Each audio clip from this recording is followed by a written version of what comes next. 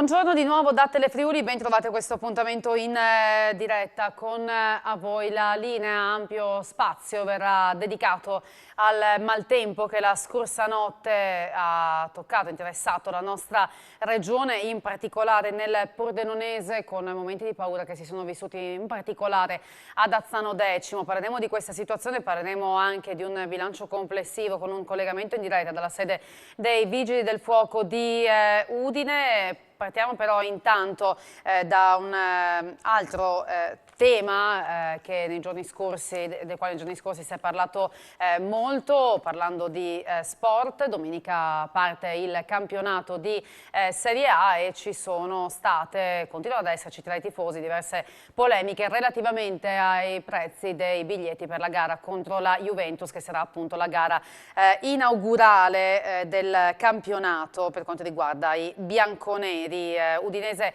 Club Autonomi e l'Associazione Udinese Club hanno fatto delle proposte alla società per riuscire a venire incontro a quelle che sono le esigenze manifestate dai tifosi. Sentiamo Monica Tosolini.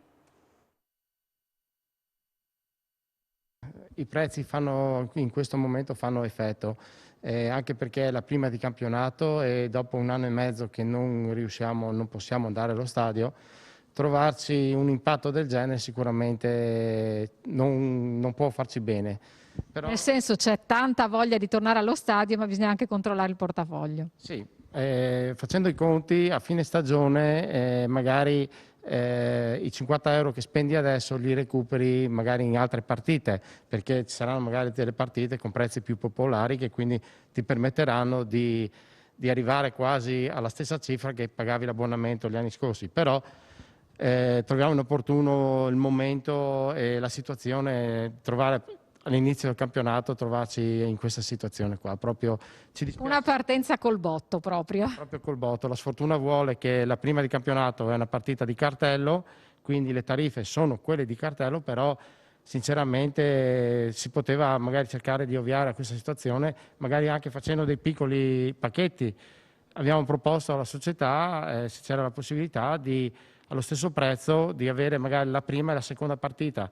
Ricordo che venerdì prossimo siamo già in casa un'altra volta col Venezia e sarebbe potuto abbinare le due partite. Quindi praticamente l'abbonato, vecchio abbonato dei distinti che pagherebbe 88 euro, li pagherebbe non solo per Udinese Juventus, ma per Udinese Juventus e Udinese Venezia. Questo è il succo. Questa sarebbe una cosa che sembrava di possibile realizzazione. Stiamo aspettando magari che ci sia ancora la possibilità di effettuarla e confidiamo. Ecco.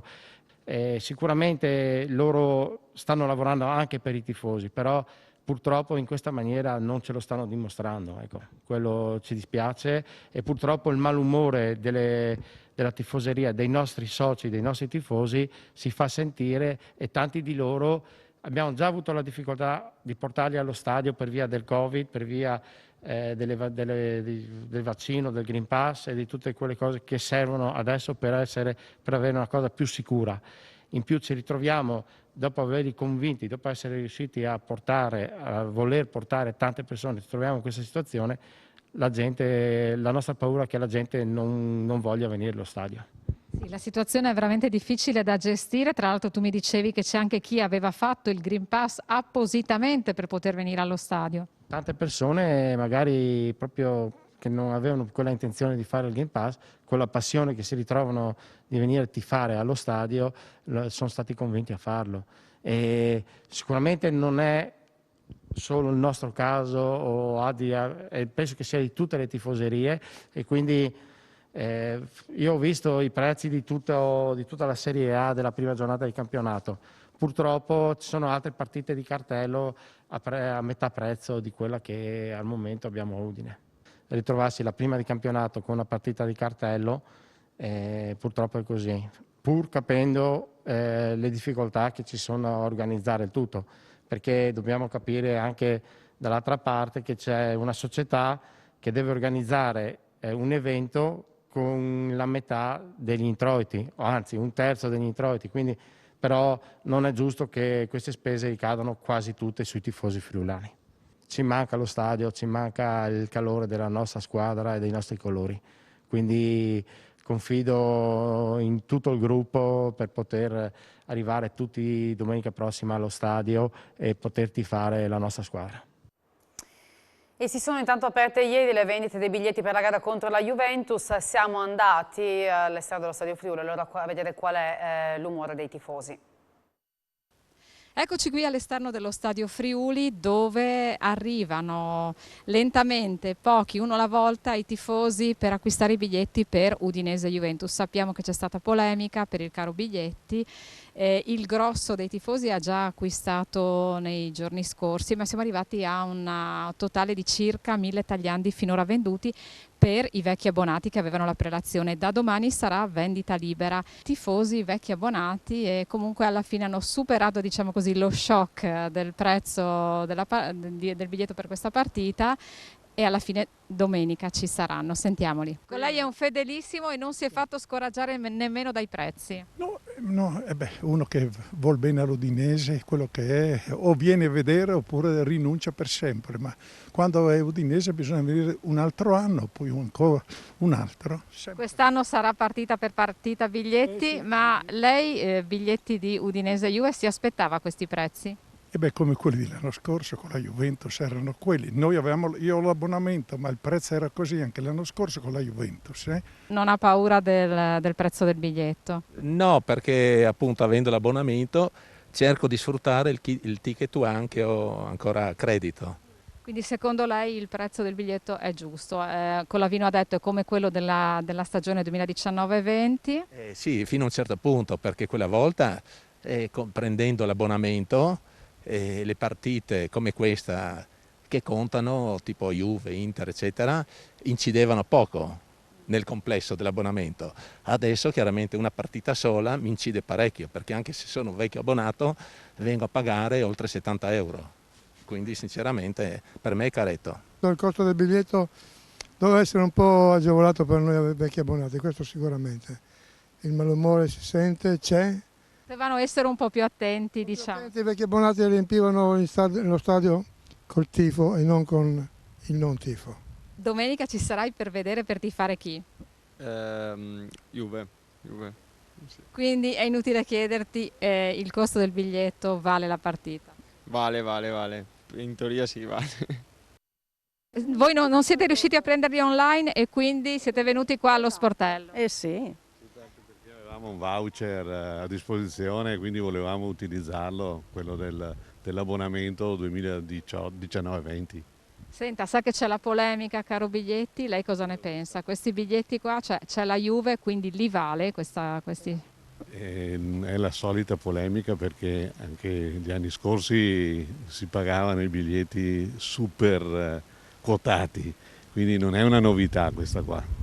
Diciamo che lo è per gli abbonati, no? Perché prima avevano l'abbonamento che comprendeva tante partite, adesso toccherà fare partita per partita. Partita per partita, e noi ci siamo trovati anche a disagio perché utilizzavamo 2 abbonamenti in famiglia, 4 persone. Adesso non si può più fare il cambio del biglietto dell'utilizzatore, per cui siamo costretti a rinunciare in questo momento ai voucher e comprare i biglietti interi.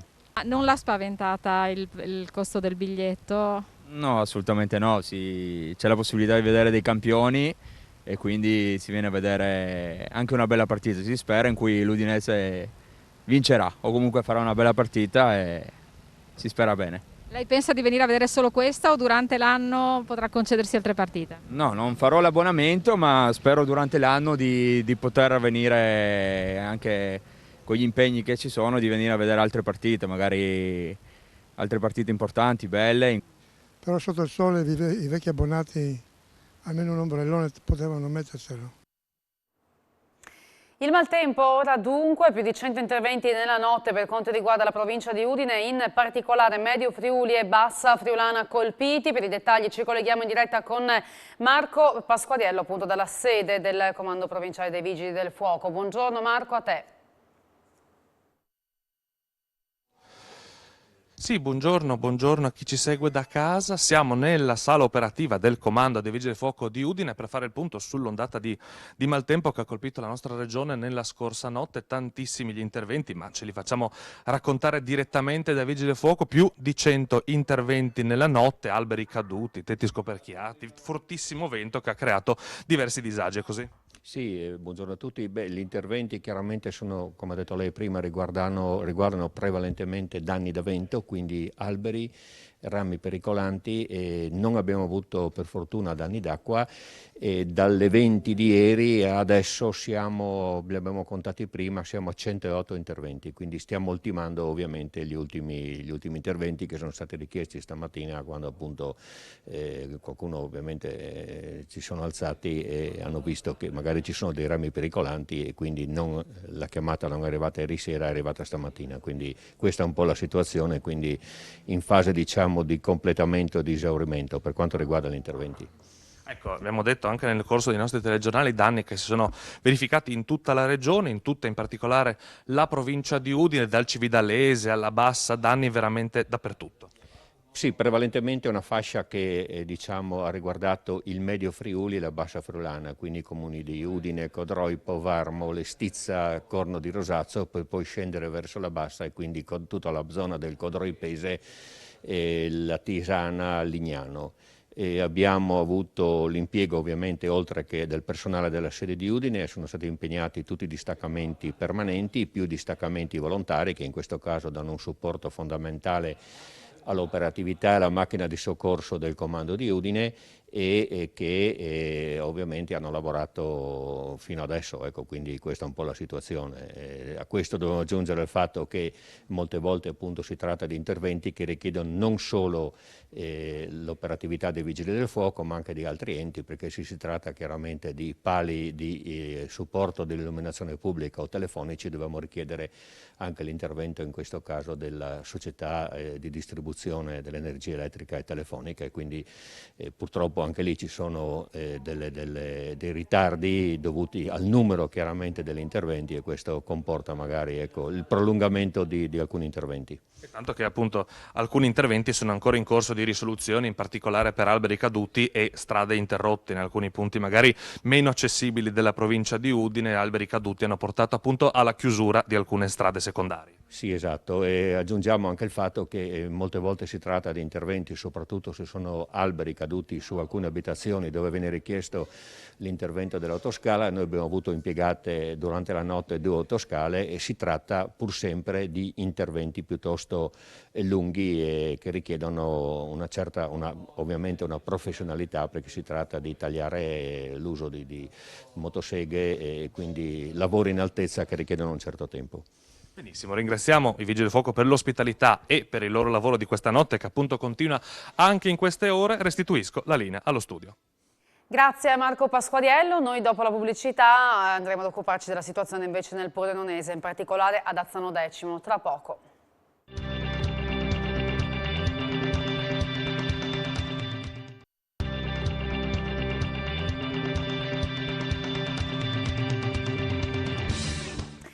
Ad Azzano Decimo ci sono due abitazioni che sono state, due palazzine che sono state evacuate e ci sono appunto diverse famiglie in questo momento senza la loro casa a disposizione, case dichiarate inagibili dopo lo scoperchiamento di una abitazione. Siamo andati a sentire le testimonianze dei residenti e anche dei vigili del fuoco che nella notte hanno operato con oltre 200 interventi.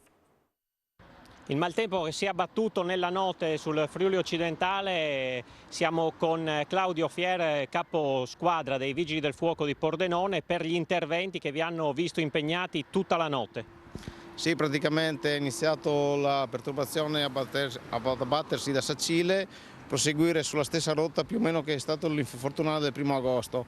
Ingenti danni soprattutto per alberi sulle strade, scoperchiamento di tetti e nuovi danni sulle abitazioni che erano appena state riparate. Gli interventi sono ancora in corso, ce ne sono più di 150 in coda e ulteriori chiamate arriveranno adesso appena rientrerà il personale dalle ferie e vedrà eventuali danni. si invita il personale a rivolgersi prima al numero unico 112 che le verranno smistate le chiamate alle varie sedi operative. Abbiamo squadre anche dall'Emilia Romagna e dalla Lombardia, poiché anche il Veneto, che era vicino, è stato coinvolto in diversi fortunali durante la notte. Le zone più colpite quali sono? Fiume Veneto, Azzano? Sì, più o meno la stessa zona dell'altra volta, in particolare i comuni di Azzano, Fiume Veneto, Chions e poi è andato verso il San Vitese e il Codro Ipese. Ci sono anche persone che sono rimaste infortunate o ci sono solo danni alle cose? No, non abbiamo notizie di persone infortunate, solo danni alle strutture civili e diversi alberi abbattuti. Un lavoro da fare veramente tanto e tanti danni anche per le abitazioni private, come si è visto. Sì, ci sono nuovi scoperchiamenti di tetti, come dicevo, ci sono i problemi dell'abitazione che avevano già subito il fortunale il 1° agosto, hanno subito ulteriori danni e adesso saranno sistemare nuovamente. Proseguirete quindi per tutta la giornata sicuro? Sì, siamo in raddoppio turni, noi resteremo in servizio fino alle 20 di questa sera e poi continuerà sempre l'emergenza in base alle disposizioni della direzione regionale del Friuli Venezia Giulia. Abbiamo visto anche un tetto caduto su una palazzina proprio vicino al comune di Azzano. Sì, si è trattato di uno del scoperchiamento di un condominio di 6 unità abitative dove sono dovute state far evacuare le famiglie. Il tetto oltretutto è piombato su abitazione vicina che è rimasta danneggiata e anche gli occupanti sono stati fatti evacuare. Hanno recuperato i loro beni, adesso le 2 abitazioni sono entrambe inagibili. Lì gli interventi sono prodotti in mare perché ci serviranno gru e altri mezzi a disposizione appena possibile. Lei abita in questa palazzina, ecco cosa è successo? Sì, io abito in questo palazzo che è successo ieri sera verso le 10, 10:30, che è arrivata la tempesta con la pioggia che ha volato via il soffitto e dopo subito è entrato l'acqua dentro. Quanta paura avete avuto? Tanta paura, quasi che perdere la vita, perché non era la scelta, non eravamo niente in mente, che cosa facciamo? Noi siamo scappati subito da dentro, basta. Quante famiglie siete? Ci sono anche bambini? Sì, qua abitano 6 famiglie, sono 6 appartamenti. Sono 3 bambini, 4 donne, quasi sono 20-22 persone totali. Avete dormito fuori questa notte e vi hanno evacuato?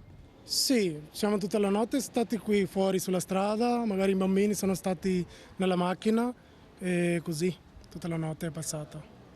Adesso insomma c'è preoccupazione per non poter tornare a casa?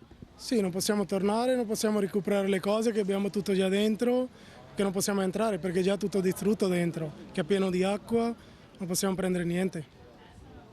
Questa è la vostra casa ed è ridotta in queste condizioni, è caduto sopra la vostra casa il tetto della palazzina vicina? È caduto il tetto della palazzina vicina, qui accanto, sopra la casa, per fortuna non c'era nessuno a casa e qui ha spaccato tutto, cioè non so come sia possibile una roba del genere perché sì.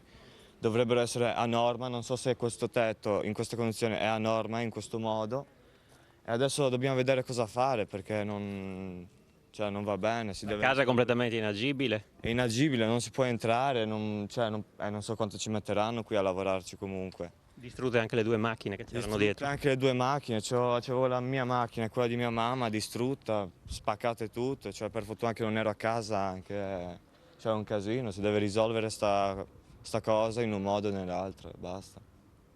Molta preoccupazione adesso? Preoccupazione, più che altro è da capire, che come andrà a finire, che cosa si farà ora, è sì, da capire più che altro, perché ormai quel che è successo, anche se non dovrebbe succedere, perché comunque ci sono 2 case qui, il tetto non dovrebbe volare da una casa, da un condominio sopra la casa, quindi sì. Gli occhi del mondo in questi giorni sono tutti puntati sull'Afghanistan, dove i talebani sono tornati al potere. Ci siamo fatti raccontare la situazione di quel paese e anche chi era Gino Strada, fondatore di Emergency, da Alberto Peratoner, che oggi è la guida del 118 di Trieste, che nella sua carriera ha lavorato appunto anche a Kabul, all'ospedale di Kabul, proprio per Emergency. Dottor Peratoner, lei l'Afghanistan l'ha conosciuto in prima linea in uno degli ospedali di Emergency. Che cosa significa questo ritorno dei talebani per la popolazione locale? Il ritorno dei talebani è una situazione assolutamente drammatica, anche se prevedibile prima o poi. A livello locale rimane tutto un po' un punto interrogativo, non si sa quale linea prenderanno. diciamo che rispetto a quanto c'era del passato le prospettive non sono delle migliori. Sono una popolazione che è in guerra da sempre. Che cosa ha visto nel 2004 quando era in Afghanistan? Sì, sono stato a cavallo tra il 2004 e il 2005, sono arrivato in un periodo in cui era già iniziata l'occupazione, tra virgolette, americana e europea, in cui era stato insediato un governo eletto, però la situazione era, nonostante tutto ciò, era sempre molto pesante, è rimasta molto pesante perché comunque le vittime anche tardive da guerra, post-guerra, le mine antiuomo, gli attentati, continuavano ad esserci. Erano anni assolutamente in cui si intravedeva una ripresa, un inizio di democrazia, però anni in cui comunque le vittime ci sono sempre state, hanno continuato ad esserci anche per faide locali, guerre interne, e quindi è stato un periodo molto molto intenso sia dal punto di vista sanitario che dal punto di vista anche umano. In questo senso, qual è il ricordo più intenso che si è portato dietro da quell'esperienza? Oggi guida il 118 di Trieste, quindi insomma 2 mondi, veramente sembra di poterlo dire agli antipodi. Sì, ma guardi, l'esperienza interessante, importante è stata quella di lavorare comunque in un ospedale con standard di qualità paragonabili a quelli europei, perché questa è sempre stata la politica di Emergency, quella di andare a portare sanità e assistenza, ma di livello, quindi sempre all'altezza di una sanità europea occidentale. Quindi di fatto ho lavorato in un contesto molto difficile, con tipologie di pazienti che qua ovviamente non vediamo, però sempre con strumenti e mezzi all'altezza e di qualità, appunto perché la strategia di Emergency è questa. È stata un'esperienza sicuramente importante dal punto di vista sanitario per la numerosità e la gravità delle situazioni, umana sicuramente, sia per interfacciarsi con una cultura completamente diversa, per lavorare insieme ad equipe internazionali, quindi di alto livello, interfacciarsi, insomma è stata molto importante. E poi l'esperienza di poter lavorare anche con Gino Strada, un vero maestro sia professionalmente sia umanamente. Questa era la domanda che volevo farle, visto che insomma ha avuto modo di conoscere sul campo Gino Strada, di vedere le strutture che ha creato e di conoscere la filosofia che c'è dietro al lavoro di Emergency, che passa anche per l'educazione della popolazione locale. Certo, vabbè, Gino Strada, un chirurgo d'altri tempi che si è sempre occupato di svariati ambiti, per cui era un vero chirurgo di guerra in grado di fare un po' di tutto, dalla cardiochirurgia alla neurochirurgia alla traumatologia, quindi lavorare con un professionista del genere ovviamente è stata una cosa professionalmente molto importante.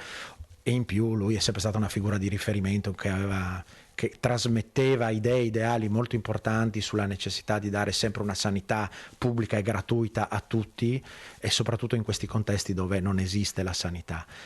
E l'altra mission importante di Gino Strada e di Emergency, appunto come diceva lei, è quella di andare nei contesti difficili, nei contesti di guerra, portare la sanità di primo livello, ma allo stesso tempo formare i professionisti locali per un giorno consegnargli un sistema adeguato con una formazione adeguata. E in questo ambito qua Emergency ha sempre lavorato molto bene, per cui oltre che di assistenza e di terapia ci occupavamo anche di formazione del personale locale che era affiancato a noi in una collaborazione molto stretta.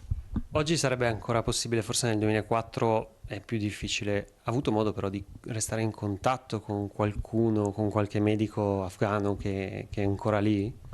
Purtroppo con i medici afghani no, perché a distanza di tanti anni molti sono andati via, ci siamo un po' persi di vista e come contatti. C'è un grosso ricambio, sono comunque popolazioni che sono abituate anche a spostarsi, a cambiare lavoro molto facilmente, quindi non ho più alcun contatto. Ho contatto con operatori internazionali con cui abbiamo collaborato sicuramente. Quindi un'esperienza da fare, non è però così facile insomma entrare nel pool di Emergency, è giusto dirlo, non è aperto a tutti, bisogna avere un livello molto alto chiaramente. Ma diciamo che è un'esperienza che consiglio a qualsiasi collega, a qualsiasi sanitario, perché insomma c'è la possibilità, varie figure professionali, di lavorare in questo ambito. È un contesto molto difficile in cui è necessario avere un'adeguata preparazione e formazione professionale, però ci vuole anche un'attitudine, no? A saper lavorare in gruppo, a sapersi adattare essere aperti a culture, a modalità differenti. Non è facilissimo, però voglio dire, incentivo chiunque a farlo perché è un'esperienza che sicuramente dà moltissima ricchezza e dà moltissime cose positive in termini di esperienza e di umanità. Daniele Paroni ci racconta ora la storia di un cimelio di guerra ritrovato, lo sentiamo da Pontebba. Buongiorno da Pontebba, siamo all'interno del Museo della Grande Guerra e vogliamo offrirvi una chicca perché c'è stato un ritrovamento importante grazie al lavoro dei ragazzi dell'associazione Quello che le montagne restituiscono, e sentite dal presidente Simone Del Negro che cosa le montagne di Pontebba hanno restituito. Hanno restituito la piastrina di un soldato della Seconda Guerra Mondiale e miracolosamente dopo 5 ore abbiamo ritrovato anche il figlio del proprietario. Quello che ha tra le mani l'assessore alla cultura Arianna Donadelli è proprio questa piastrina. Esatto, questa è la sua piastrina e c'è anche il ciondolo con un proiettile di mitragliatrice Breda italiana, perché il soldato era mitragliere di presidio proprio nei bunker del Vallo del Littorio, non lontano dal parco tematico del Bommersgraben. Ecco, Simone, la forza di Facebook che cosa ha favorito? Pubblicando la foto della piastrina, nel giro di 5 ore mi ha contattato un ragazzo dicendo che è amico proprio di famiglia del figlio del proprietario della piastrina. Dimmi la verità, perché quando hai visto suonare il telefono hai capito che la chiamata arrivava proprio da là? Certo, c'è stata molta commozione e ci siamo messi al telefono per un'ora, abbiamo parlato un'ora. Quindi ricordiamo che questo reperto verrà restituito al figlio di questo soldato caduto? Non è caduto, l'ha persa probabilmente camminando proprio fuori del bunker, oppure è stata gettata con l'8 settembre e gli ho proposto se la voleva riavere e mi ha detto di sì e verrà a settembre da Aosta a riprendersela. Assessore, insomma, un privilegio avere tra le mani un oggetto simile. Sì, sono molto emozionata anche in questo momento e devo dire grazie a Simone perché veramente ci sta dando l'anima e questo è il risultato. Oltre ai reperti che trovano alle passeggiate che ci offrono guidate al parco tematico, quello che le montagne restituiscono è proprio questo, un sacco anche di emozioni. E poi andremo dal portavoce dell'associazione. Avete fatto un altro ritrovamento, un luogo che di fatto è stato protetto da un crollo. Sì, abbiamo ritrovato al parco tematico un'altra caverna che verrà ripristinata probabilmente già ai primi di settembre dagli alpini dei Rizzi, che poi andremo a vedere, che ci aspettano al parco tematico. Alessandro, tu sei il portavoce, di fatto hai studiato, hai appunto storia, è il tuo. Sì, assolutamente. Come spiegavo prima, è una sensazione, un'emozione unica poter fare questo genere di attività, perché davvero a Pontebba, ma come in tutta la regione, io allargo l'ambito alle contermini tra Carinzia, Slovenia e Friuli, capita sempre. Sì, uno cammina praticamente quasi nello stesso metro quadro, interseca l'elemento della Prima Guerra Mondiale, della Guerra Fredda, del Vallo del Littorio. Quindi davvero, come dice l'associazione, quello che le montagne restituiscono è centinaia di oggetti e di storie che poi possono essere proprio raccontate. Bene, è veramente tutto dal Museo della Grande Guerra a Pontebba. Grazie per il supporto tecnico al nostro Giandomenico Ricci. A voi la linea. Grazie allora a Daniele Paroni per questa storia che ci ha raccontato e che chiude l'appuntamento di oggi con A voi la linea. Grazie per averci seguito e buon pomeriggio, arrivederci.